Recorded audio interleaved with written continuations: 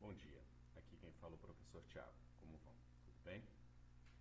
O tema do nosso estudo de hoje vai ser os bandeirantes. Nós entenderemos quem foram os bandeirantes, o que foi, o que foram as bandeiras e a controvérsia em torno deles.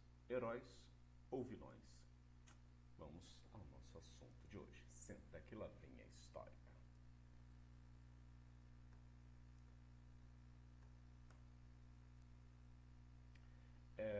A fundação da Vila de São Paulo. Em primeiro lugar, o que a gente tem que entender é que os bandeirantes, eles são, antes de tudo, paulistas, tá?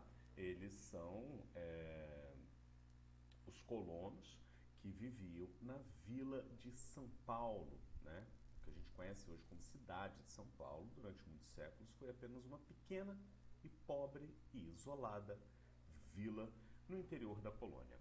São Paulo foi fundada, tá, em 1554 para ser um colégio de jesuítas, ou seja, ela foi fundada com a intenção, tá, de catequizar os índios que viviam no Planalto de Piratininga em 1554. Posteriormente, ela foi ganhando novos habitantes, novos moradores. Para chegar em São Paulo era extremamente difícil. Tá? São Paulo, durante muito tempo, foi a única vila no interior do país. E para você chegar lá, saindo do litoral, você tinha que subir uma montanha que eles chamavam de muralha. Tamanha era a dificuldade para você alcançar essa vila. Por isso, por muito tempo, ela ficou isolada do restante da colônia. A colônia portuguesa no Brasil, por séculos, ela ficou concentrada, sobretudo, só no litoral, onde os colonos portugueses, né, plantavam cana-de-açúcar ou exploravam o pau-brasil. Então, por isso, por muitos e muitos anos, São Paulo foi uma vila pobre e isolada no interior. Qual foi a consequência, tá, de São Paulo ter ficado isolada?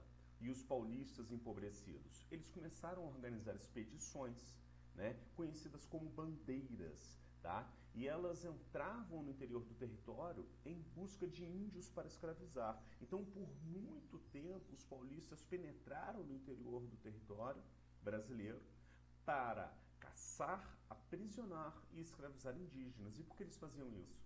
Porque, como eles eram pobres, não tinham dinheiro para comprar escravos vindos da África.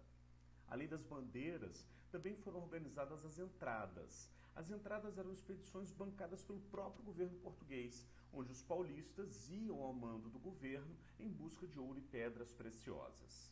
Tá? Além disso, existiam os monções, que eram expedições já feitas mais tarde, seguindo o curso dos rios para vender mercadorias no interior do país, e o sertanismo de contrato, que era quando os paulistas eram contratados, tá, geralmente para fazer ataques a populações indígenas ou quilombolas, como foi o caso do ataque ao quilombo de Palmares. Aqui a gente tem exemplo, né, de uma bandeira de aprisionamento de índios escravos e outro de uma monção, né, que era quando eles seguiam pelos rios para vender mercadorias no interior do país. Aqui a gente consegue ver, olha, no mapa, tá? Esses três tipos de expedições, cada um indicado por uma cor. Em vermelho, a caça aos indígenas, em azul, o sertanismo de contrato, e em verde, tá, a busca por ouro e pedras preciosas. Os paulistas ficaram isolados por tanto tempo, que, não havendo mulheres brancas para casarem, eles acabaram casando-se com as indígenas. E isso teve uma consequência muito forte para a cultura deles, tá? Os meninos que cresciam dentro de casa com as mães indígenas mal aprendiam a falar o português. Muitos adotaram a chamada língua geral, que era uma língua indígena entendida por várias tribos. Além disso, eles andavam descalços, usavam arco e flecha, e também adotaram a poligamia, que era o casamento com mais de uma mulher. Isso é uma coisa muito comum entre os indígenas. Tá? Os paulistas, graças a essa expansão em direção ao interior do país, eles acabaram ampliando as fronteiras da colônia brasileira para além do Tratado de Tordesilhas. Tá? E além disso, foram eles também que descobriram ouro em 1690, primeiro em Minas Gerais, depois no Mato Grosso e em Goiás. Tá? Eles foram heróis ou vilões? Hoje em dia, as pessoas estão retomando essa discussão porque eles escravizaram muitos índios.